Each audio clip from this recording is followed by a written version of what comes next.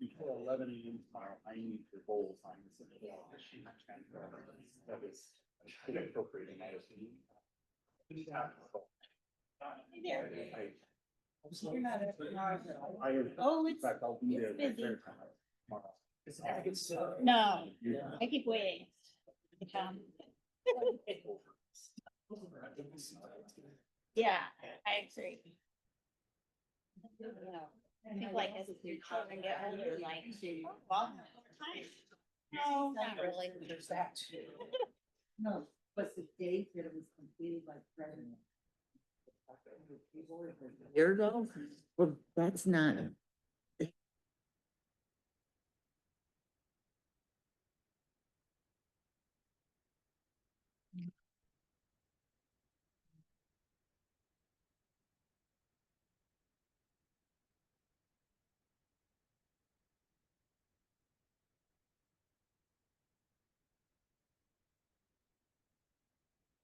Got quiet in here. It must be time for our meeting.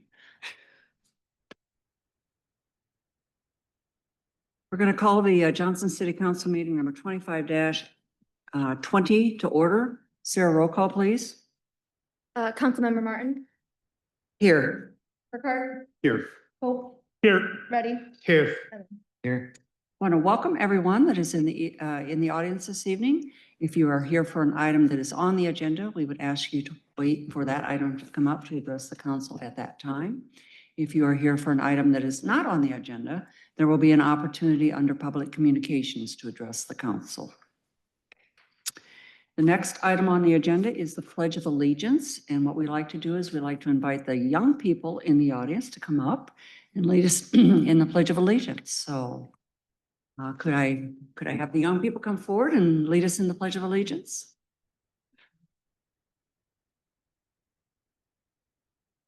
Come up here.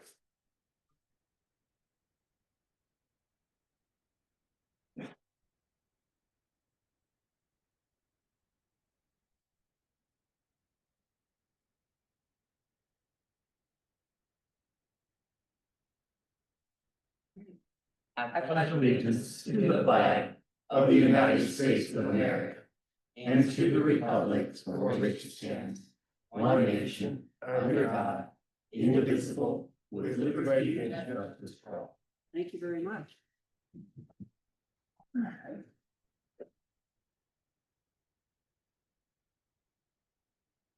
Next item on the agenda is the agenda approval. Mike, do we have any changes to the agenda? No changes this evening, Mayor. Council, any changes? Seeing none, do we have a motion to approve the agenda? Second. We have a motion and a second discussion. Sarah, vote please. Councilmember Burkhart, Yes. Hope, Yes. Ready, Yes. Evans, Yes. Martin. Yes. Motion passed. Moving on to public communications. We have one scheduled public communication this evening, and that is a proclamation for Diwali Week in Johnston. And what I think we'll do is we will have Suresh, council members ready, read the proclamation for us. I think they want to make a presentation before we do that. Oh, okay, okay. What Councilman Reddy has informed me is that someone in the group wants to make a presentation to us. Oh. Yes. Councilman Reddy's going to.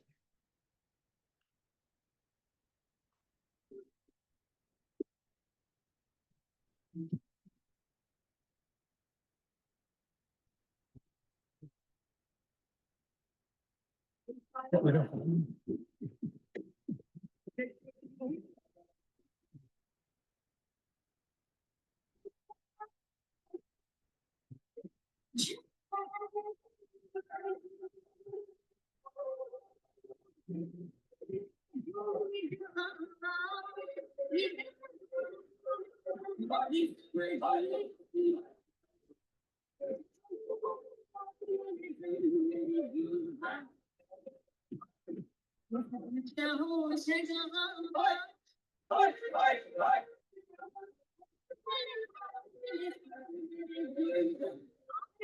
to welcome you all for the Festival of Lights, also known as Diwali.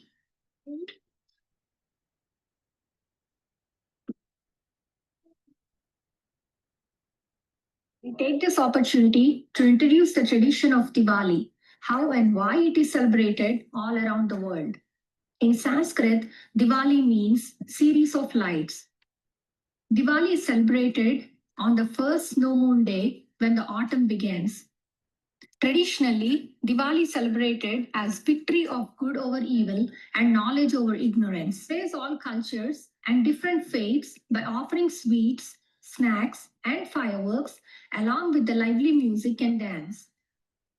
On this special occasion of Diwali, we believe in sharing and caring by extending good wishes and sharing empathy in serving for people in need. Thank you all for being a part of this celebration. Without your presence here today, the sweets would not have tasted much sweeter and the dance moves are not going to be much peppier. Thank you.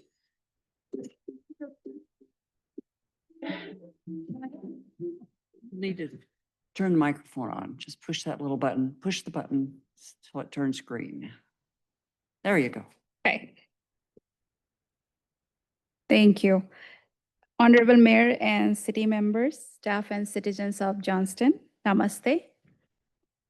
I would like to extend my heartfelt gratitude for giving me this opportunity to share about the Festival of Diwali with you today. It is truly an honor to represent our community and to speak about a celebration that embodies universal values of light over darkness, knowledge over ignorance, and hope over despair.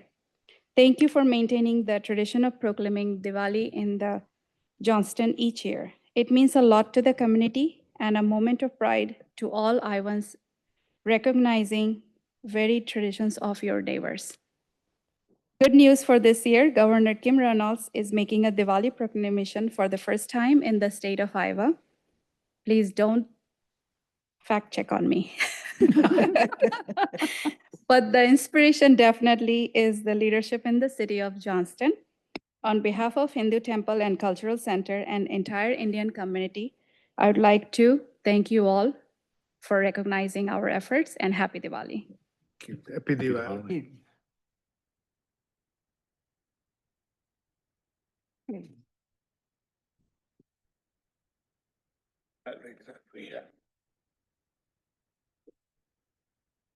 The first year that we did this, and I think this is maybe the third year that we've done this. I did attempt to read the proclamation. And I didn't do it justice. Too many hard words in there for me. So last year I asked Councilman Reddy to read it, and I'm asking him to do that again this year. Thank you, appreciate that.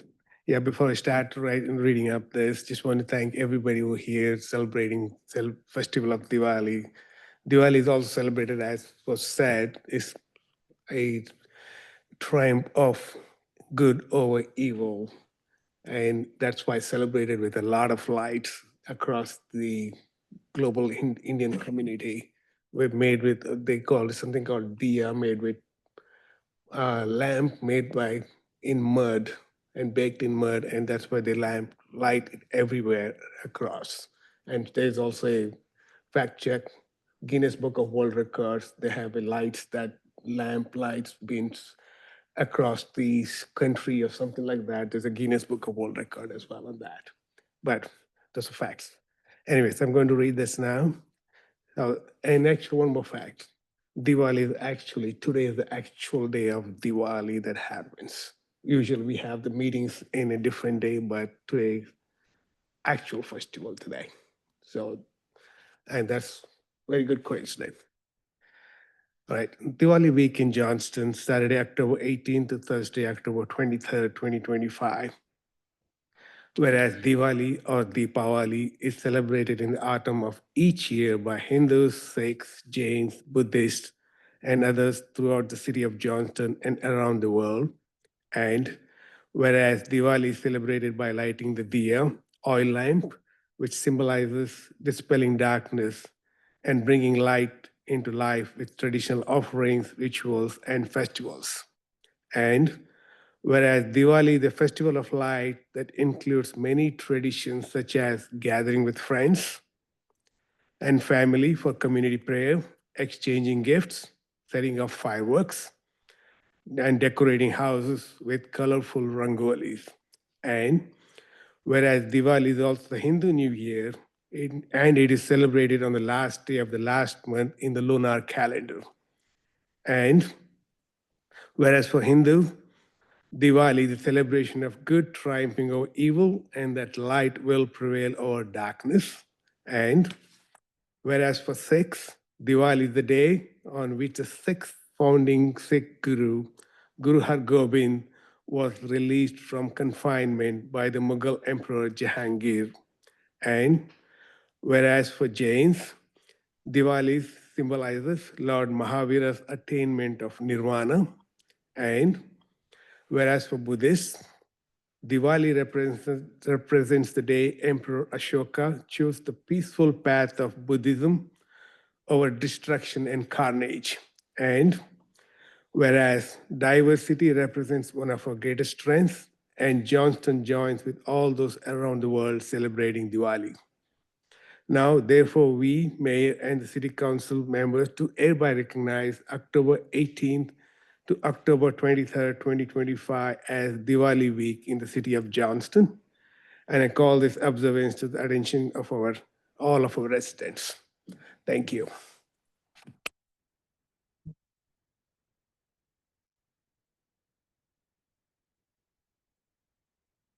I would now like to invite the city council to come down and we'll make the presentation.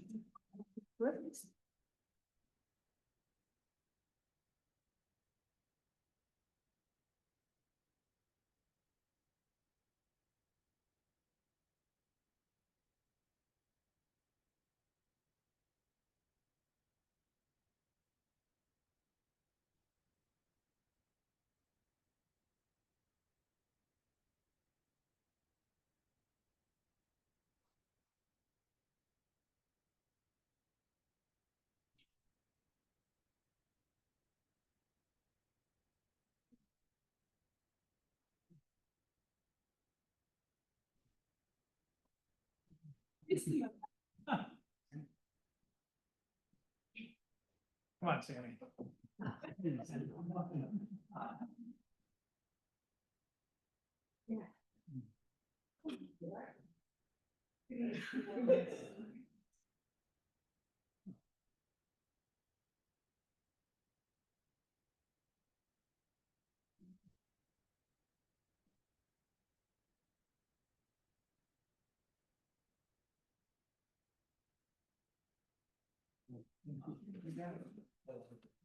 I just want to say, I think this is just absolutely wonderful. And I'm glad that you approached us and asked us to sign a proclamation that we've been able to do it since then. I'm happy to hear that the government may be doing it this year. And maybe other elected officials in the state will be doing it as well. So just real pleased with that. You know, I think we should celebrate every day. I wish we could celebrate Diwali every day. Because it is a celebration of good triumphing.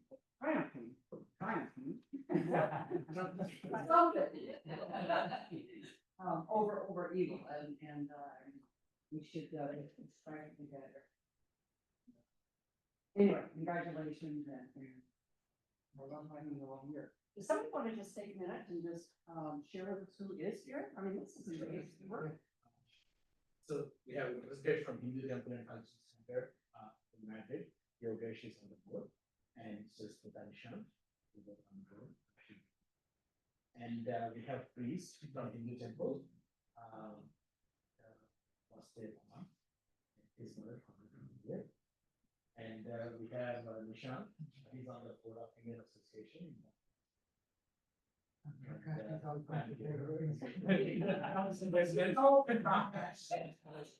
We have community members, Kiran, here.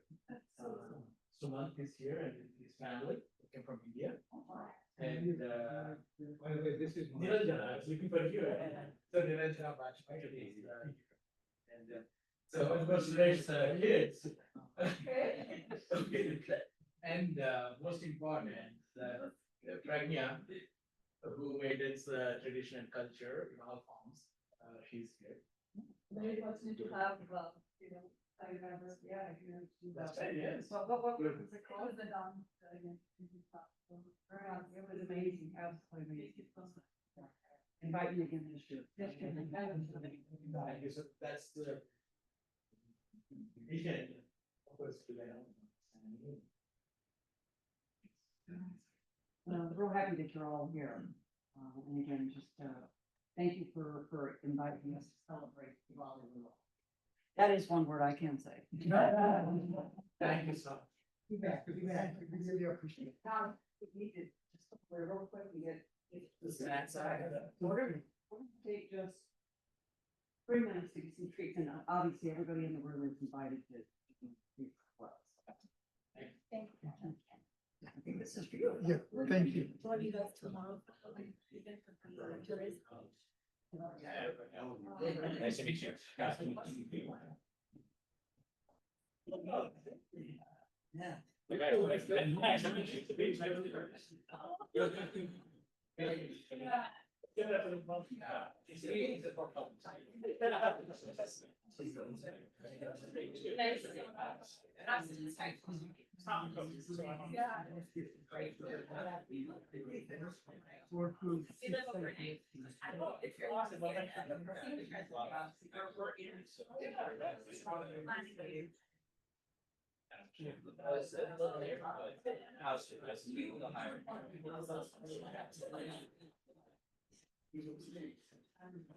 You are like. Right? If you go to 141, you're gonna go.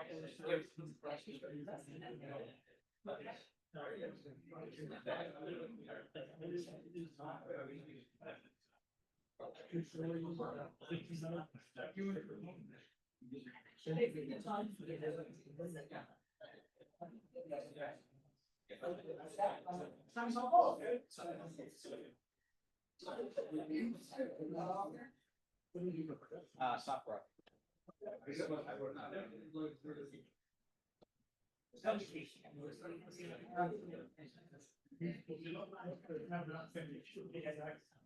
Yeah, it's coming very well, yeah. Yeah, I think I'll be a chat. Yes.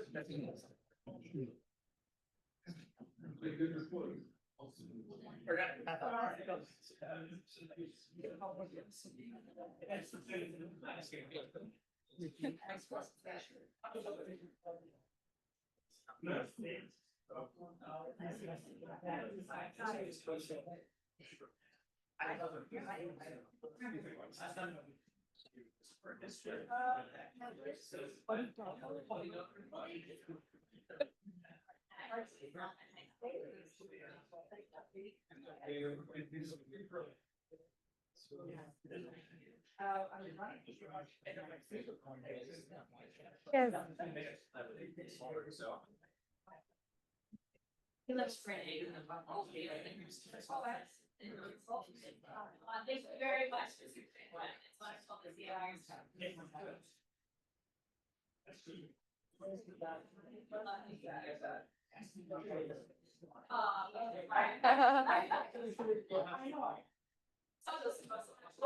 So nice to meet You as well. Thanks, Danny.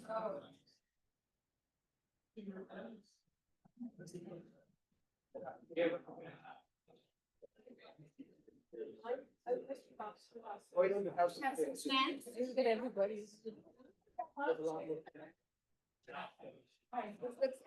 Actually, you're good.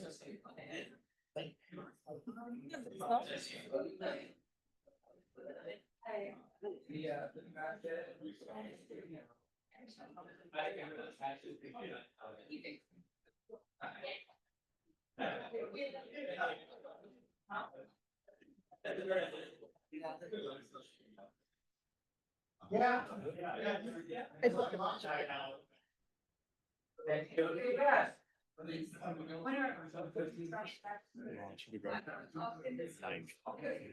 Here, I've used it. Thanks very much. I just tore mine apart.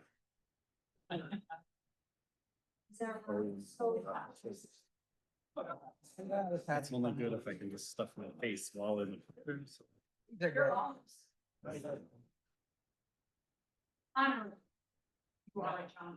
Thanks for sharing your knife. Mm-hmm.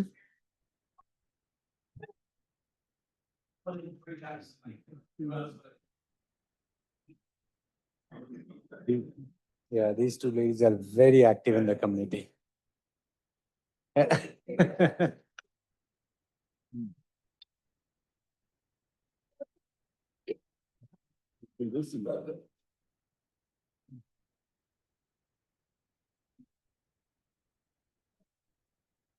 Just trolling. Hi, how are you? No, I mean, When I talk with all it's a system that, there's not a perfect answer. I love it. I look forward to it. I think I can't find my thing, my shawl. Okay. If you want the definition, and guess I can. In here. They didn't need the agenda. But. Okay. No. I can. I can.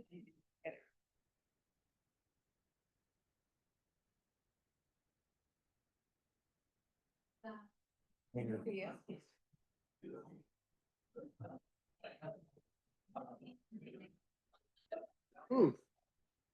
Suddenly got some Little spice in little the spice most in of them. there.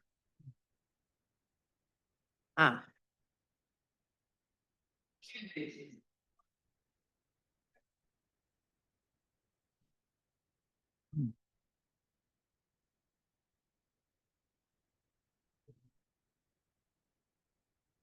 He's on vacation. So, Sweet. but I. The donuts. I didn't expect it to be that sweet. That The much I donut thought bar was was already really good. cooked, right? Yes. But I don't know for sure. I mean, if it's still continuing.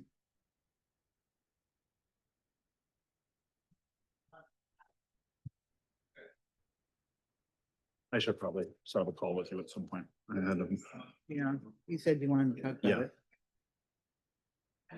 don't know what the rest of your week looks like, but even if you'd have some time, We have no time this week I know. with the two meetings with Lyle, and then on Wednesday, the trail group meets, the park board meets, and maybe the tree board at the same day, so. I don't have any free time till Friday. This is the one that I really liked last time. Little bit of fire in it. Yeah.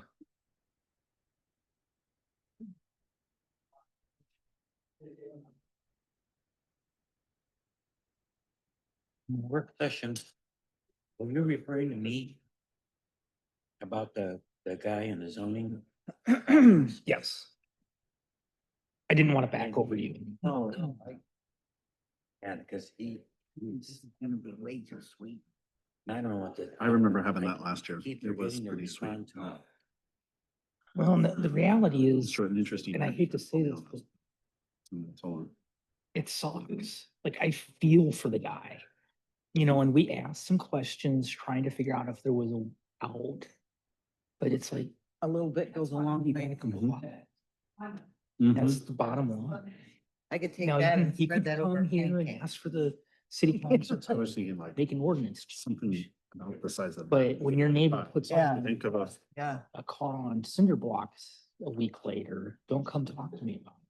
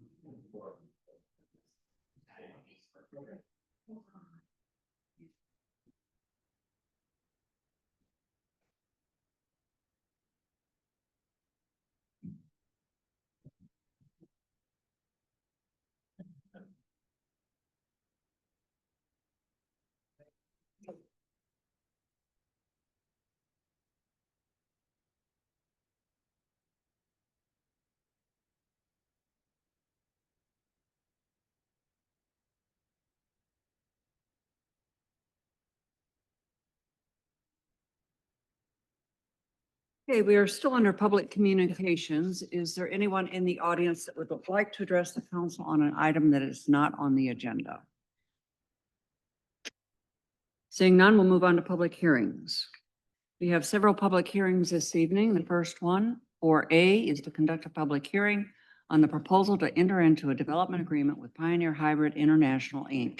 and consider resolution number 25-252, approving and authorizing execution of a development agreement by and between the City of Johnson and Pioneer Hybrid International, Inc. And we'll open this public hearing at 7:30. Josh? Thank you, Mayor and Council. Staff is pleased to be bringing you a consideration for a development agreement with Pioneer Hybrid International, also a subsidiary of Corteva. They're proposing a new commercial development at 7200 Northwest 70th Avenue. We do have a vicinity map up to give an idea which part of their campus that's located on, specifically across from the Camp Dodge entrance, surrounded by some of their research fields. This project is located in the East Central Urban Renewal Area and TIF District. The proposed project is an expansion of Building 15, what they internally call Building 15, and it would include 65,000 square feet for research and development, adding 34 growth chambers. They currently have 32 growth chambers in the existing building of Building 15. The expected investment for this project, which is a majority CapEx for the facility, but also obviously some FF&E and some research equipment, but totaling $27 million investment. The agreement includes completion and full operations. I'm sorry, the agreement includes construction completion of the new facility by December 2027 and the creation of at least 13 additional full-time jobs by January 1, 2028, which must be retained during the duration of the agreement through 2034. The 13 jobs will need to be high-quality jobs. Of those, 8 will need to have a starting wage of $66,000 annually, and 5 of those jobs will need to have a starting wage of at least $105,000 annually. That was based on staff's discussion with the company and their projected job creation. As you may have heard, Corteva recently did announce a slated split of their agrochemical side of the business and their R&D side for the seed. We're blessed here in Johnston to have the research on the seed side of their division. And so this agreement does allow something we consider historically, but maybe not commonly. So this allows Corteva to assign the development agreement to a new entity. So if they create a subsidiary, they don't have to come back to council for approval. This is not something they were concerned about council approving. It was more so just smoothing out the process of any transitions the company may make. There is qualifications in there, whatever entity they transfer it to would need to conduct of similar business. So the intent of the development agreement operations would need to be the same. In exchange for the performance on the developer side, the agreement provides TIF rebate of 100% for up to 6 years with a maximum rebate not to exceed $2.1 million. I won't go into great detail unless you have questions. We were looking at a longer duration agreement with a little lower percentage.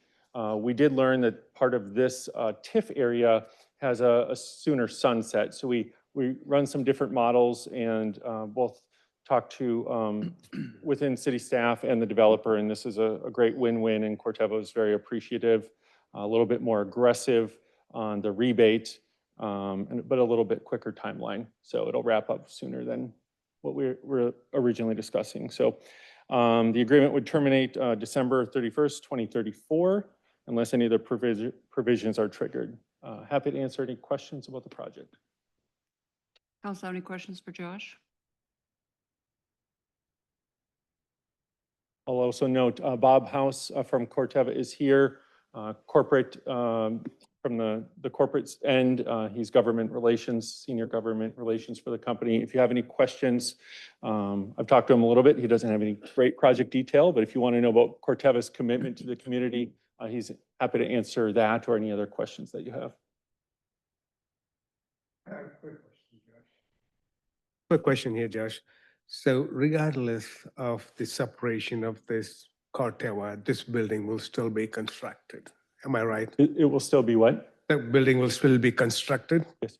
So thank you for asking. This announcement, we started working with Corteva leadership on this project in mid-August, before anyone locally knew about a potential split.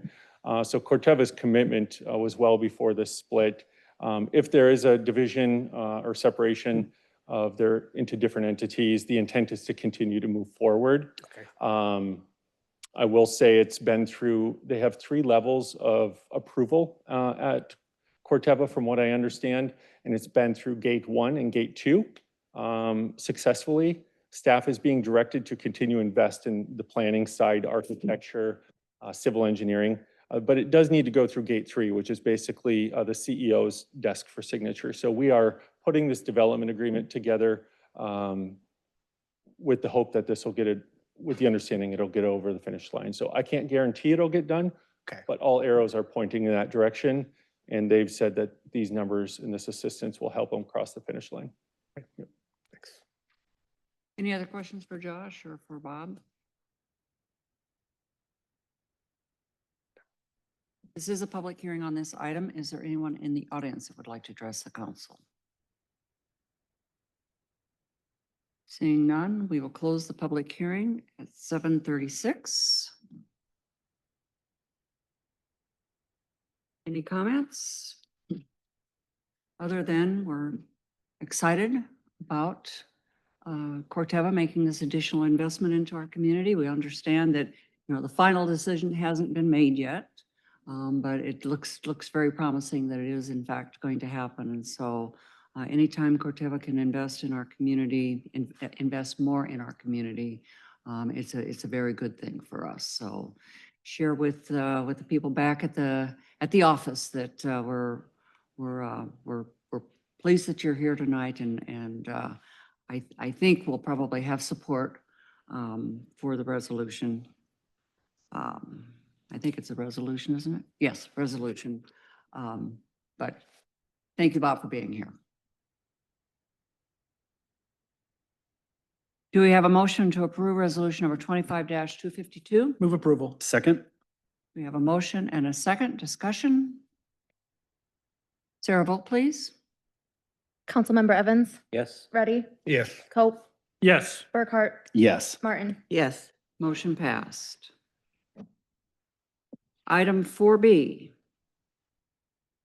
Conduct a public hearing and consider resolution number 25-253, determining an area of the city to be an economic development area and that the rehabilitation, conservation, redevelopment, development, or a combination thereof of such area is necessary in the interest of the public health, safety, and welfare of the residents of the city, designating such area as appropriate for urban renewal projects and adopting the Windsor Fields Urban Renewal Plan. And we'll open this public hearing at 7:38. Nicely done. That was a lot of words. I always feel bad when I'm putting those on the agenda. Good evening, Council and Mayor. The City of Johnston is proposing the creation of the new Windsor Fields Urban Renewal Plan for the remaining undeveloped land in what's known as Windsor Office Park to support continued economic development of the area. As you all know, urban renewal plans are a municipal tool that enables the city's ability to collect new incremental property taxes within the urban renewal area through the implementation of a TIF ordinance. Assuming council adoption of this plan, I'll direct your attention to later in the meeting, the TIF ordinance is actually included on this evening's agenda as well. I'll pull up the boundary map here so you can see where we're talking about. On the right-hand side here is 86th Street, Northwest 86th Street, Windsor Parkway, and Thomas Avenue. The Thrive 2040 future land use map identifies the areas included in the proposed Windsor Fields urban renewal area boundaries as a combination of employment, neighborhood mixed use, and commercial.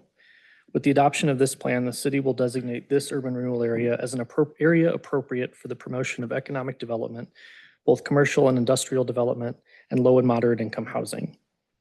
Given the inclusion of neighborhood mixed use land use classification in the area, we felt it was prudent to include housing in this plan as an eligible activity, which just gives the council maximum discretion in the future. There are currently no known mixed use and/or housing developments proposed in this area at this time. The proposed plan includes one anticipated development agreement with an entity called OTP LLC for the development of an approximately 15,000 square foot health and fitness focused commercial strip center anchored by a CrossFit gym in an amount not to exceed $200,000.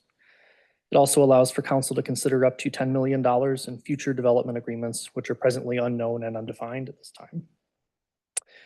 The plan also allows for fees and costs associated with implementation of the plan to be paid for in an amount not to exceed $50,000, and economic development staff expenses not to exceed $250,000, an amount which is split among all of our urban renewal areas based on the time staff spends in each of them in support of them. There are no proposed public improvement projects identified in this plan. Notice of tonight's public hearing was published in the Des Moines Register on October 10th, 2025. Consultation meeting with other taxing entities was held at 1 p.m. on September 22nd, 2025 here at City Hall, and no representatives from Polk County or Johnston Community School District were in attendance. The Planning and Zoning Commission is required to evaluate the plan's compliance with the Thrive 2040 plan and provide written direction for the council to consider. Accordingly, the plan was presented to the Planning and Zoning Commission on September 29th and received unanimous consent to provide the following written recommendation to council. The Planning and Zoning Commission finds that the Windsor Fields Urban Renewal Plan is in conformance with the Thrive 2040 Comprehensive Plan for development of the city as a whole, and furthermore recommends approval of the Windsor Fields Urban Renewal Plan. Staff is also recommending approval, and I'm happy to answer any questions that you have for me.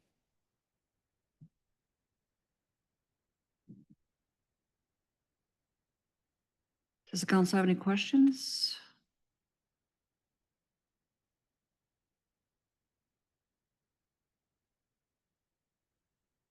Good. Questions? This is a public hearing on this item. Is there anyone in the audience that would like to address the council? If not, we will close the public hearing at 7:41. Do we have a motion to approve resolution number 25-253? Move approval. Second. We have a motion and a second. Any further discussion? Is there a vote, please? Councilmember Cope, Yes. Ready, Yes. Evans, Yes. Martin, Yes. Burkhart. Yes. Motion passed.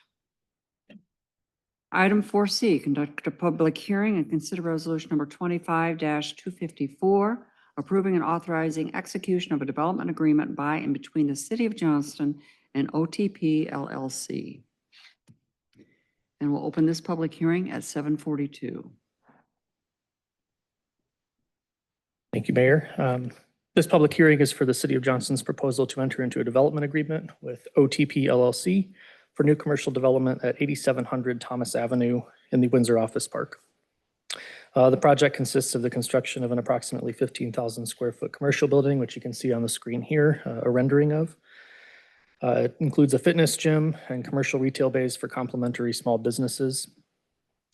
The completion deadline for construction of the building is December 1st, 2026, with a minimum private investment of $3.5 million. The developer will create at least 8 full-time equivalent jobs by January 1st, 2028, which must be retained for the duration of the agreement.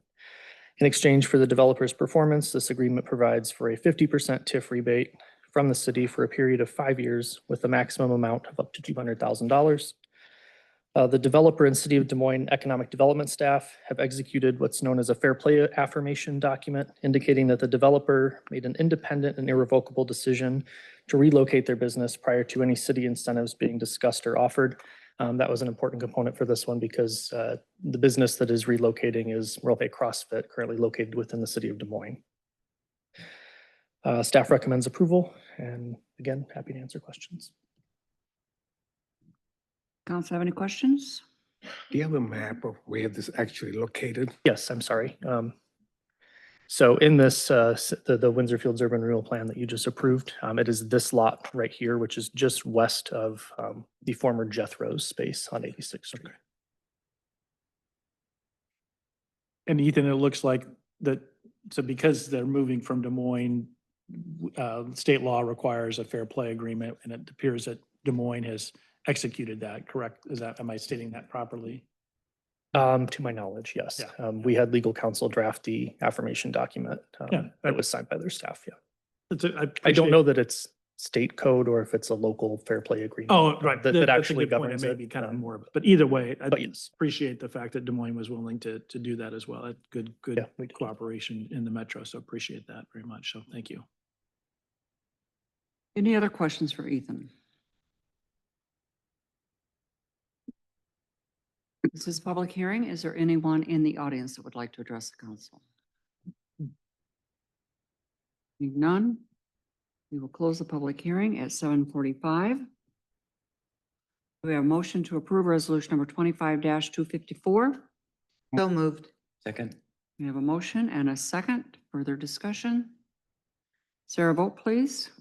Councilmember Reddy, Yes. Burkhart, Yes. Cope, Yes. Martin, Yes. Evans. Yes. Motion passed.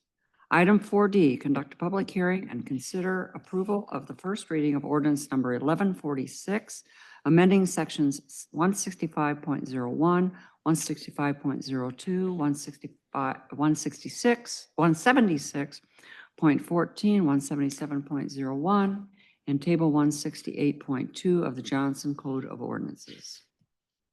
And we will open this public hearing at 7:45.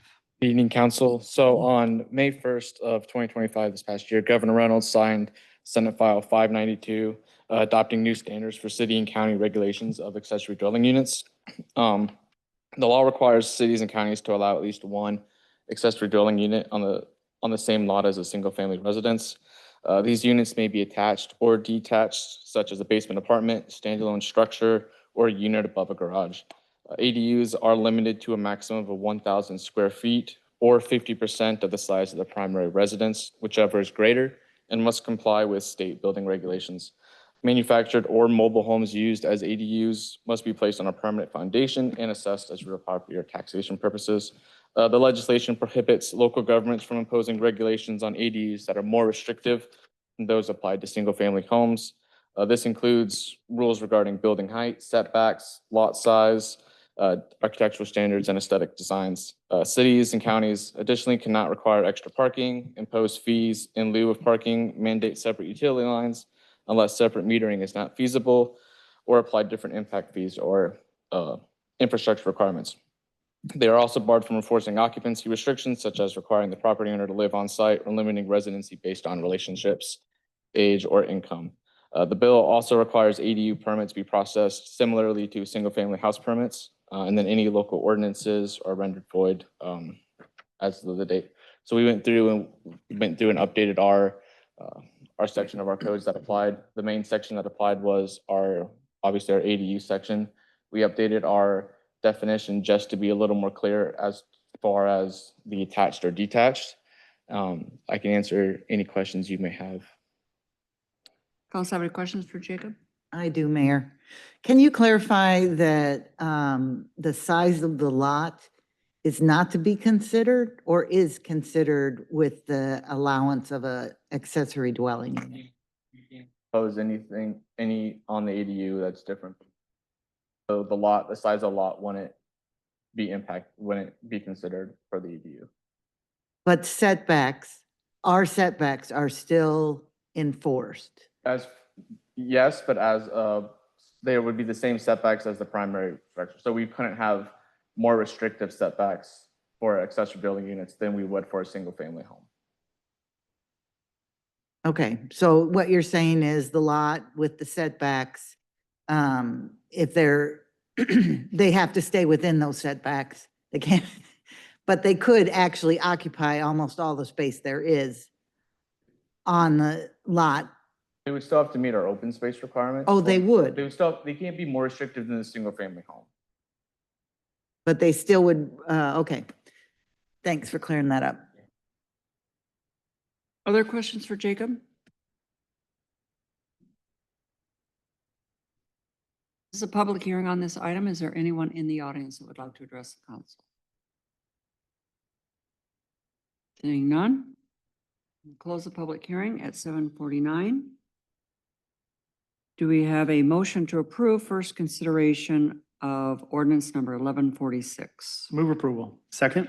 We have a motion and a second discussion. Sarah, vote please. Councilmember Martin, Yes. Evans, Yes. Burkhart, Yes. Ready, Yes. Cope. Yes. Motion passed.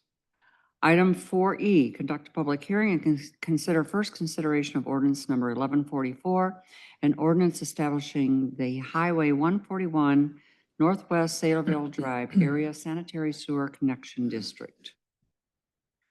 And we'll open this public hearing at 7:50.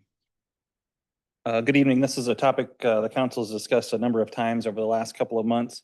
But as you are aware, we're in the final stages of construction of sanitary sewer that would provide service to our area that we're calling the Highway 141 / Northwest Saylorville Drive Area Sanitary Sewer Connection District. Really our northern growth area out along Highway 141 and Highways 415. As we have looked at financing, long-term financing and recovering that investment, and historically the city has used connection districts where we figure out how much area can be served, divide the cost of the project by that, and establish a connection fee. Doing that in this particular case, because of the fact that the sanitary sewer is extended primarily through a large part of Camp Dodge, where we're not able to recover sort of area along that stretch, that cost per acre is really prohibitive to development long-term. And so we've been working with our legal counsel and PFM, our financial consultant, to develop kind of a dual model where we would establish a connection fee district as we've done in the past, but then also establish a separate rate structure for this specific area based on PFM's study that the costs to provide service to that area are higher because of the investment that was necessary. And so this is the first part of that. Later on tonight's agenda is the second part. So this ordinance would establish a connection district. All properties within the district would have to pay a per acre fee when they connect to the sewer. So nothing due today, nothing due tomorrow, only when they voluntarily make that decision to connect to the sewer, they would then pay that $5,500 per acre fee. The ordinance does include an escalator based on the percentage of interest we'll be paying on that debt over time. So any connections made after January 1st, 2027, that $5,500 would have an escalator of about 2.7% each year thereafter. As we've talked about, there will be a series of ordinances, 2 ordinances coming before you in the near future related to water. That would be a similar water connection fee in a rate structure. But this action tonight is just on the connection district for sanitary sewer. With that, I'd pause. There's a lot of background and a lot of data with this, but I'd be happy to answer any questions the council may have. Council have questions?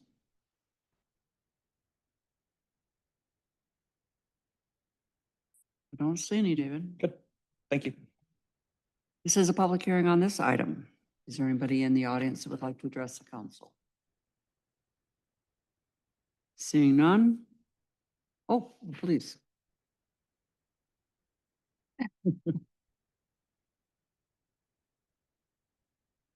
Oh, Please. okay. My name's Adam Bungie. I live at I own the property at 11197 Northwest Towner Drive. directly across from Beaver Creek Golf Course. I'm going to read from a few notes here. So my main concerns are, first of all, notice on this. We've tried to accommodate the development and the infrastructure improvements that have gone through this corridor with disruption to our property. I understand that's part of progress. I get that. We were not informed, to my knowledge, if there was something in the mail that was not received, I apologize for that. But we were not aware that this was going to be a cost per acre basis. These are larger residential lots that we're trying to improve in that area. It's not going to be high density. So I'm struggling to understand why, personally, I own a 10-acre lot right there. Why would I be for one single family home that's going to be built on that home or on that property? Why would I be assessed $55,000 for a one single family connection fee, where if I was building, say, 3 houses on 1 acre, $5,500 per acre would be applied to that 1 acre? Why would it be assessed at a per acre basis as opposed to a connection fee basis? Do you have other questions? If you want to present all your questions, then we'll have staff help respond to them. Let me just look through my notes. That was the biggest one.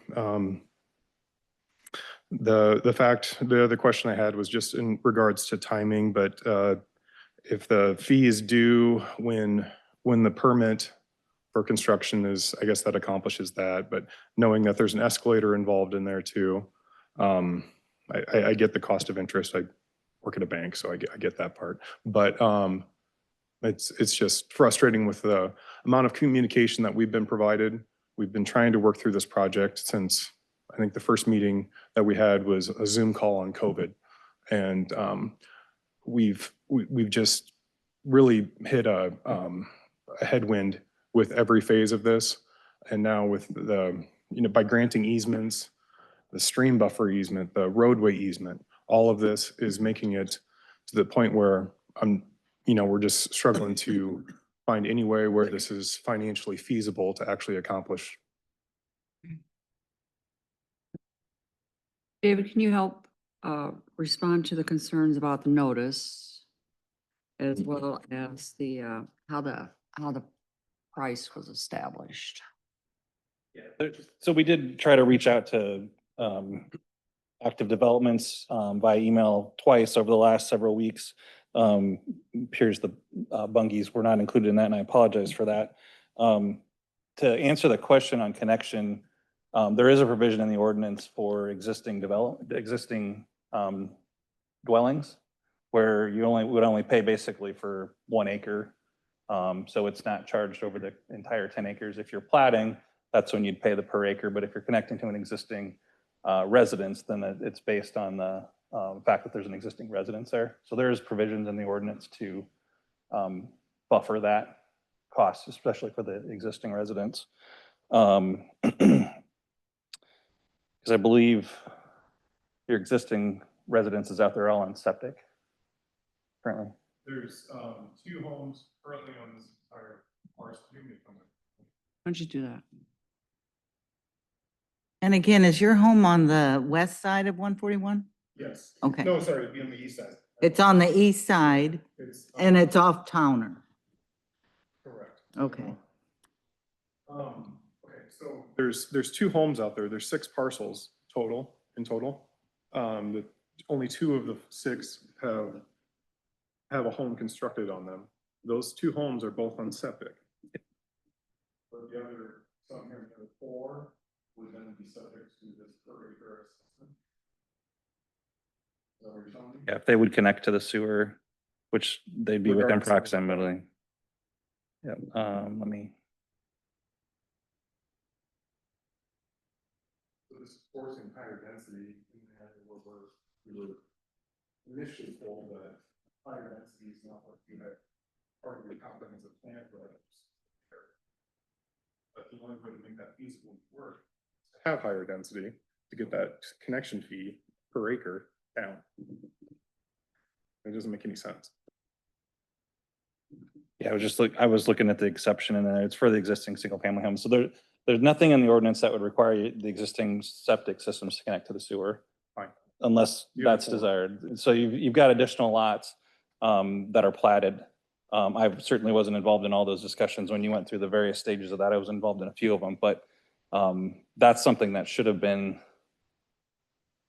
There's been no secret that this sanitary sewer district was going to come in at some point in time. So, and that's been long discussed that we're not providing sewer for free. We can't do that. We spent $19 million to get sewer out here. So I understand. And you had miles and miles to go, and you had to utilize our property in part to be able to accommodate that, and we accommodated that.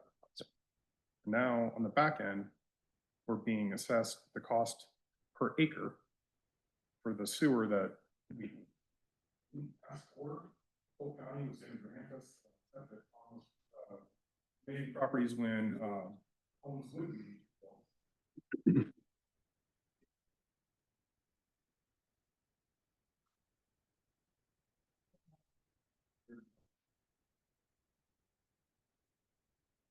remain that goes right through your property that you didn't pay for.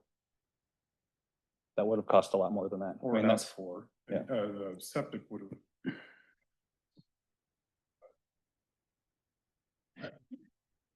This is first consideration. I mean, obviously conversations can continue and questions can be asked, so. I think it would be helpful, Dave, just to sort of make sure we look at any of these potential unintended situations of where somebody's looking at developing what sounds like, 6 homes, 2 existing homes, but 4 new homes on a total of 10 acres. Is that right? One home's been sold, the other one, is a rental house, but both are on septic.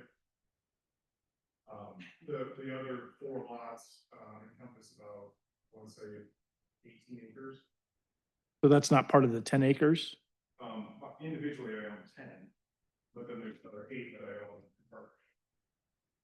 Might just be helpful to kind of look through that and kind of figure out, make sure there's not any unintended, consequences of, when we think of a connection fee, there's a reason we charge it on a per acre basis, but also making sure that there isn't an unintended consequence of driving what, as you point out, higher density than what a developer might really want to do. So we can maybe continue to think through that and try to figure out if there's any ways to deal with that, especially as the mayor pointed out in the second or third reading.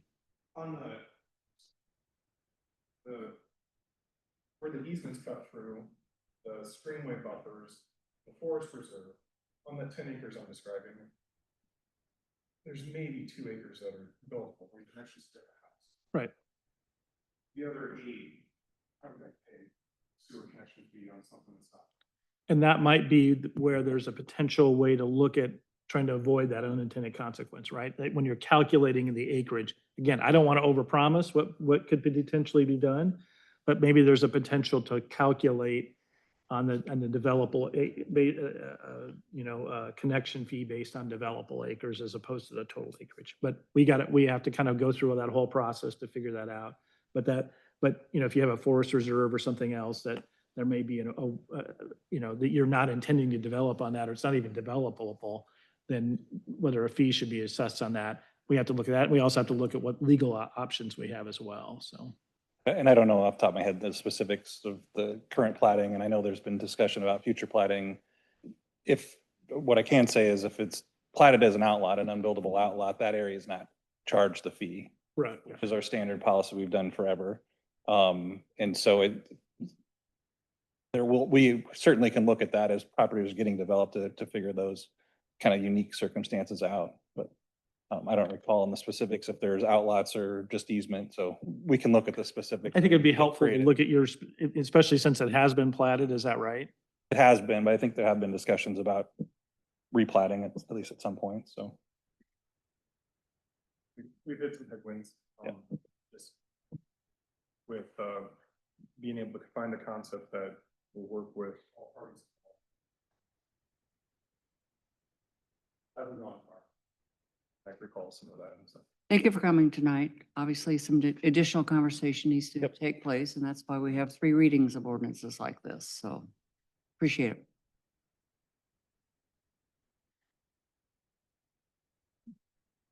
Okay, is there anyone else in the audience that would like to address the council on this item? Seeing none, we will close the public hearing at 8:03. I've lost where I'm at.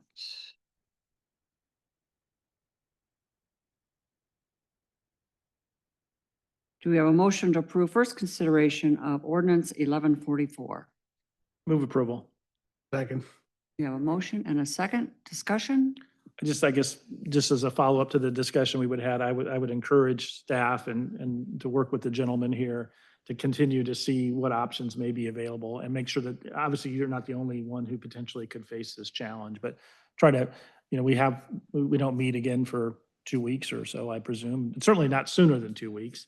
And that gives us an opportunity to make sure that either if we need to revise the ordinance or if there's a way for you could, if you replat it, obviously not wanting to have you to go through additional expense of that. But if there's ways that we can work to address that situation, I would encourage us to try to dig into that over the next couple of weeks. Any further discussion? Seeing none, Sarah, vote please. Councilmember Burkhart, Yes. Evans, Yes. Cope, Yes. Martin, Yes. Ready. Yes. Motion passed. Item 4F, conduct a public hearing and approval of first consideration of PZ case 25-14, text amendment to modify section 190 of the Johnson zoning code to be consistent with state legislation effective July 1st, 2025. Open this public hearing at 8:04. Good evening, Mayor and Council. This is also a text amendment to section 190, which is related to our Board of Adjustment. This is also for consistency with state legislation that was passed in the previous session. So this text amendment actually accomplishes 2 things. The first is that this year, the legislative session created another category for a variance, if you will, for practical difficulty. You might recall that variances up to that point in the state of Iowa were based on a finding of unnecessary hardship. So this does add practical difficulty for any dimensional variance kind of standard. So like a setback, height, lot coverage, something that's numerical. And so the changes that we have made proposed really are strictly for adding that provision into our code for consistency with what was passed in House File 652. The second thing that we have done in here is also for consistency with state code, but it wasn't a recent action. In the piece of the in the piece of our current code where it talks about the city council remanding decisions of the board back to the Board of Adjustment for consideration. State code actually specifically calls out variances and variances only. Our current municipal code lists other actions that the board would take as well. So we have proposed in that second section here in this amendment to take out everything except for the variance, which is what state code provides for. Happy to answer any questions. Council have any questions for Rose?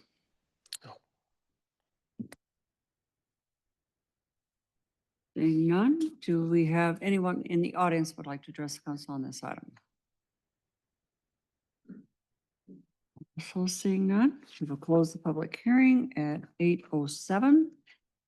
Do we have a motion to approve first consideration of PZ case 25-14?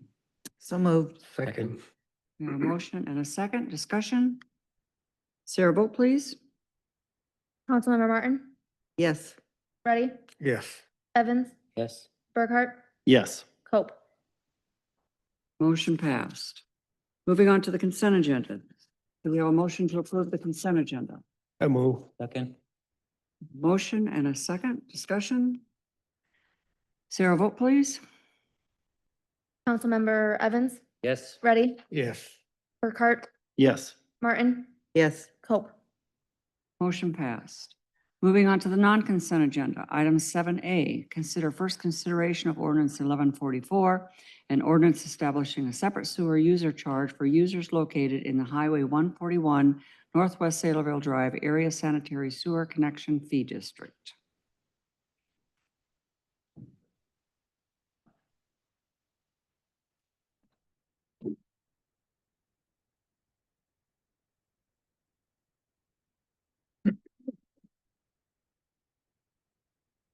Or you moved too quickly. Get down there. This would be the second ordinance, very much related to the last public hearing that we discussed, the sanitary sewer connection fee district on. This ordinance would establish the second part of that funding that would establish basically a separate rate structure for any property that connects to sanitary sewer within the district as described by the previous ordinance, 1143.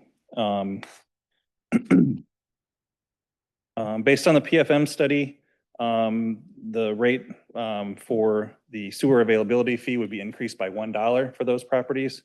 And then the per 1,000 gallon rate would be increased by 54 cents per 1,000 gallons. And then if you look at the ordinance, we have like 5 different categories of rates, whether you're in city limits, outside of city limits, if you're a sewer only customer, there's various scenarios where some sewer customers don't have water meters. And so all of those rates are included in this ordinance and have been adjusted accordingly based on the dollar availability increase in the 54 cent per 1,000. With that, I would pause and be happy to answer any questions. As we have noted previously, this rate particular, we're going to need PFM to do an analysis every few years to see how much money we're collecting, to see if we're on track with assumptions. And it may be necessary to make adjustments in the future. Maybe we're charging too much, maybe we're not charging enough. We'll just continue to monitor that over time. The hope would be this goes away 20 or so years in the future, 25 years in the future, as we recollect the $19 million that was invested to the area. I have a question. What's the difference between this and the earlier in the public hearing that we just had? Yeah, so the connection fee district, the first hearing, establishes a rate when someone connects to the sanitary sewer, they have to pay a per acre fee. It's typically paid at the time the developer plats the property. This would be what gets billed monthly to the actual homeowner, to the business owner, based on their sewer usage. So instead of paying the rate that we have established today, they would pay a slightly higher rate. And that difference would be set aside and would be directed to pay the debt off for this sanitary sewer main. Okay, that's good. So the same conversation, the same argument that gentleman did, why am I being charged for per acre? That's the same argument that can be made for this as well, correct? Yeah, essentially what our rate study that PFM did is established is that it's costing the city more to provide sanitary sewer to this area. And so instead of putting all of that burden up front on a developer when they develop, or putting all that burden on all of our ratepayers, right, a portion of that will get paid by the ratepayers in this area, and a portion of that will get paid by the developers as they develop. So we're kind of splitting the... Right. I understand that part. So there's an acreage for the connection fee. Yep. And there's a monthly fee that happens per acre. Now this would be based on the usage, actual sewer usage per property. Okay. So from the water meter readings, where we have water meters, where we don't have water meters, there's a flat fee that we have that this ordinance establishes those rates as well. Okay, that was my question there. So it's not per acreage, it's per usage. That's what he said. Okay, thank you. Any other questions for David? Seeing none, do we have a motion to approve first consideration of ordinance number 1144? I move. Second. A motion and a second. Discussion? Sarah Bolt, please. Councilmember Reddy, Yes. Cope, Yes. Martin, Yes. Burkhart, Yes. Evans. Motion passed. Item 7B, consider first reading of ordinance number 1147, an ordinance providing that general property taxes levied and collected each year on all property located within the Windsor Fields urban renewal area in the city of Johnson, county of Polk, state of Iowa, by and for the benefit of the state of Iowa, city of Johnson, county of Polk, Johnson Community School District, and other taxing districts be paid to a special fund for payment of principal and interest on loans, monies advanced to and indebtedness, including bonds issued or to be issued incurred by the city in connection with the Windsor Fields urban renewal area, the Windsor Fields urban renewal plan. Ethan. Is that it? All right. As mentioned before, the urban renewal plan that was established sets up the ability for the city to enable the use of TIF. This ordinance is what enacts the TIF district itself. So this is the first of 3 readings, and this would place the TIF district on the entirety of the urban renewal area, which again, I pulled the map up just for reference. It's all the undeveloped parcels in what's known as Windsor Office Park. Have any questions? Seeing none, do we have a motion to approve first reading of ordinance number 1147? So moved. Second. We have a motion and a second discussion. Sarah, vote please. Councilmember Cope, Yes. Burkhart, Yes. Evans, Yes. Martin, Yes. Ready. Yes. Motion passed. Item 7C, consider resolution number 25-250, establishing an additional private area to be designated for the 2025-2026 urban bow deer hunt. So this is the first time third time I've been in front of you with this. Hopefully it's our last. I'm gonna jinx it. We have a private homeowner who would like to allow another hunter to hunt on his property. So this would designate that property for this map. Council, any questions? I'm just looking for the map of the property.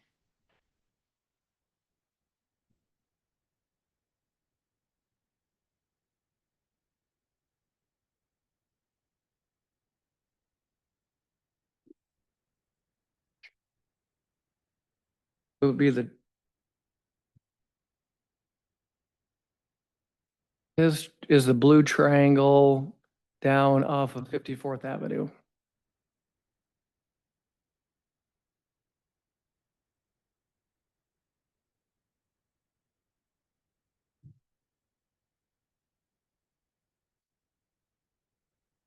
And normally when we approve these, we have like a map of the parcel, especially considering how close this parcel is to 54th Street.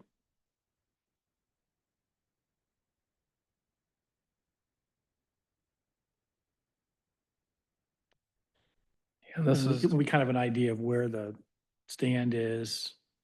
So Sorry, I'm chuckling. You can see the stand from 54th if you go by it. It's pretty apparent from the road. yeah, I mean, just historically, these are in areas of town that are more remote. correct. This isn't quite so. I hesitate not to approve this because I think typically the landowners know what they're doing. And they have rules about being within 200 yards of certain things and not firing their bow towards homes, or if it were next to a trail. I mean, they have certain requirements they have to do when setting up the stand and also doing the hunting, so. Okay, well, I will support it, but in the future, maybe it looks like Ethan, you're trying to help him out a little bit?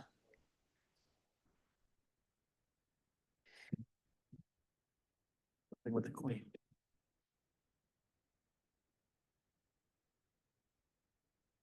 Address for you, put it on there. It's on here.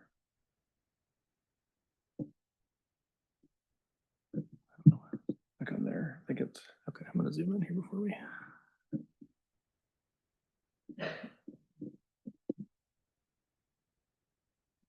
$83.30 North. This isn't showing the parcels.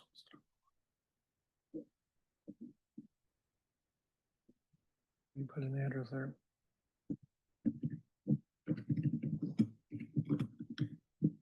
One clarification, it's listed as Mark Hennessy, but it's also I think he's the contact, it's the Iowa, Nebraska equipment dealer's property. And this one has been hunted for several years. It's the there's an outlot behind their building that's wooded. Yeah, kind of behind Stony Creek.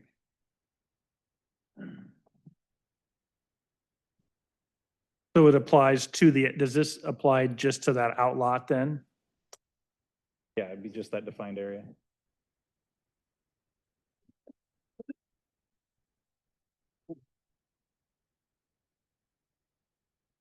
Okay. Any further questions for Jeff? If not, do we have a motion to approve resolution number 25-250? Moved. Second.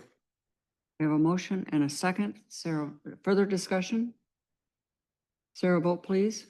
Councilmember Burkhart, Yes. Martin, Yes. Ready, Yes. Evans, Yes. Coe. Yes. Motion passed. Item 7D, consider approval of claims in the amount of $4,188,376.78. Move approval. Second. We have a motion and a second discussion. Sarah, vote please. Councilmember Martin, Yes. Ready, Yes. Coe, Yes. Burkhart, Yes. Evans. Yes. Motion passed. City Administrator staff comments. Mike?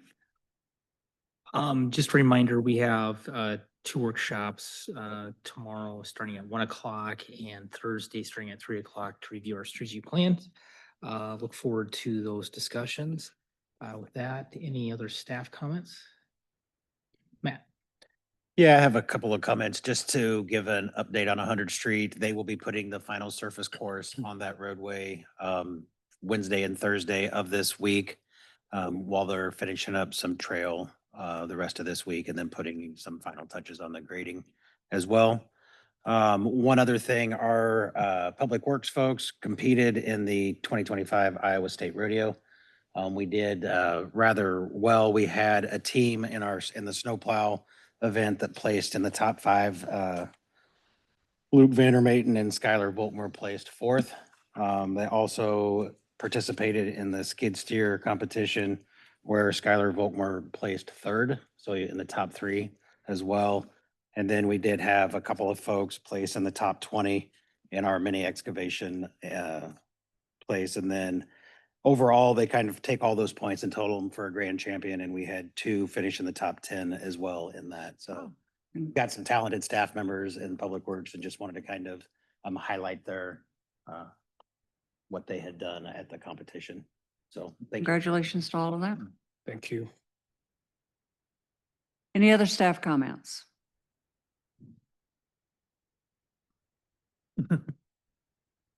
As Matt's talking about that, we hosted the Iowa Park and Rec Maintenance Rodeo. So we had 78 people from the Park and Rec field come down to Lou Clarkson, and they had to drive a 72-inch turn mower through an obstacle course with cones.